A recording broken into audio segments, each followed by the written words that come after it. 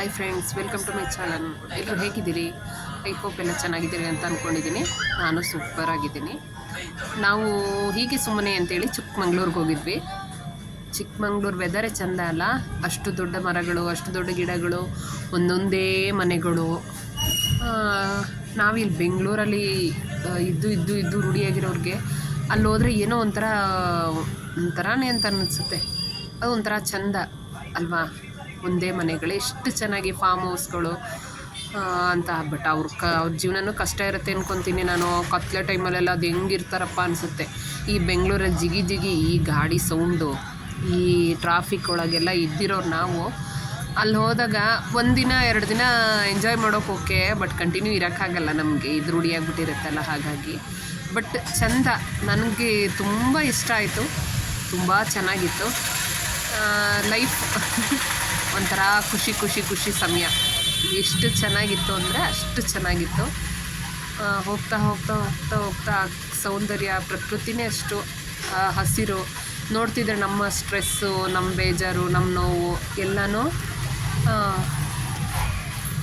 ಮರ್ತು ಬಿಡ್ತೀವಿ ನಾವು. ಇಷ್ಟು ಬೆಟ್ಟ ಗುಡ್ಡ ಇಷ್ಟು ಚೆನ್ನಾಗಿದೆ ನೋಡಿ, ನೋಡೋಕ್ಕೆ ಒಂದು ಖುಷಿ. ನಾನಂತೂ ಕಳೆದೇ ಹೋಗಿದ್ದೆ ಅದನ್ನು ನೋಡ್ತಾ.